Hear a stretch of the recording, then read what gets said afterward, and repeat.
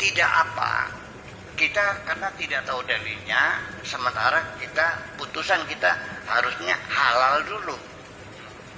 Nah, setelah berselang sekian lama terbukti saya menemukan dalil yang mengatakan haram. Kita rubah, kita revisi, sorry, keputusan saya salah, itu tidak haram, tidak halal tapi haram, ini dalilnya.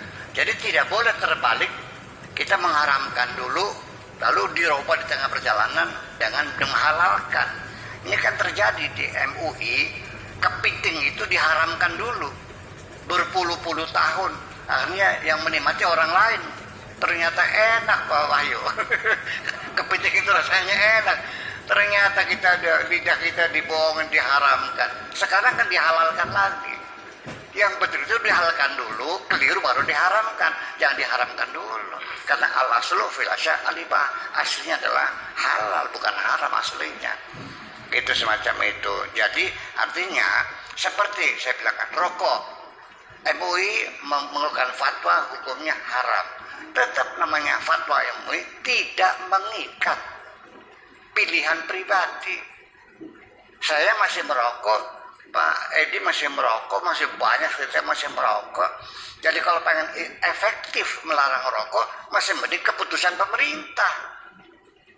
Itu akan mengikat hukumannya apabila merokok di jalanan, ya di taman, kan di public space, public space ya, ruang-ruang publik, maka hukumannya didenda 100.000 kan gitu, 1 juta seperti di Singapura. Itu lebih efektif daripada fatwa MUI, karena itu putusan itu boleh.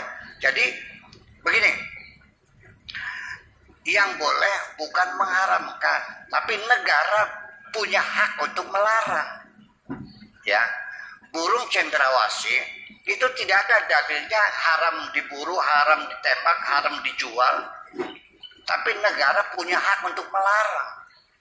Jadi negara itu misalnya melarang dan menyuruh, tidak menghalalkan, tidak mengharamkan.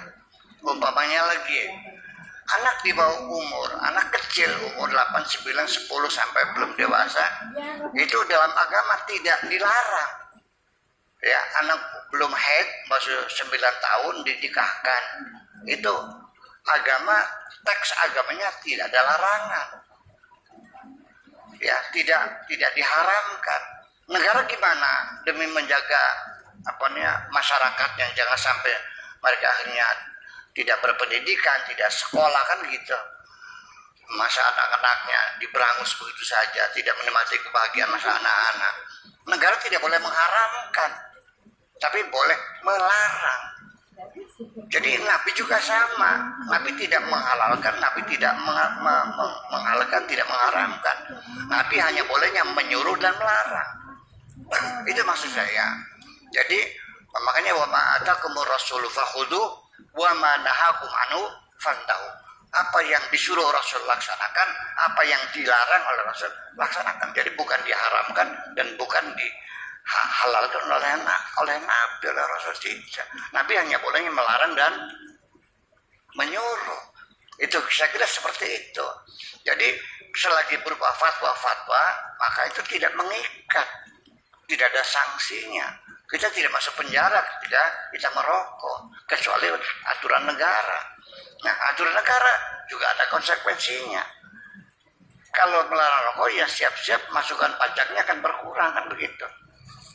Jadi, kalaupun pabrik rokoknya dilarang di sini, juga impornya dilarang. Kalau impornya dibuka, sama aja bohong namanya, kan gitu. Juga ada aturan administrasi dalam tata negaranya, kan gitu. Undang-undang dibuat secara dan ada sanksinya, buang puntung rokok di jalan seperti di Singapura kan gitu. Nggak boleh. Kita di airport ya ada ruang khusus, di taman juga nggak boleh merokok sembarangan di sana.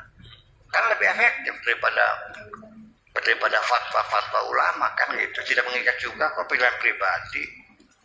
Iya, termasuk juga bagi yang meyakini rokok itu haram, silahkan jangan merokok. Tapi jangan menghinakan orang yang merokok. Dianggapnya seperti pendosa. Itu kan pendapat Anda. Dan itulah namanya fikih. Kalau fikih itu begitu, berbeda pendapat, ada yang mengharapkan, ada yang mengharapkan, mana yang benar, ya tidak tahu, karena fikih itu tidak ada kepastian. Fikih itu keputusannya tidak ada kepastian, bisa benar, bisa salah. Semuanya adalah dugaan-dugaan, bisa benar, bisa salah. Menyenggol istri, menyentuh kulit dengan istri, wudunya batal enggak? Ya ada yang bilang batal, ada yang bilang tidak batal. Ya itu mana yang benar? Ya sama-sama dugaannya, itu aja persoalannya. Kalau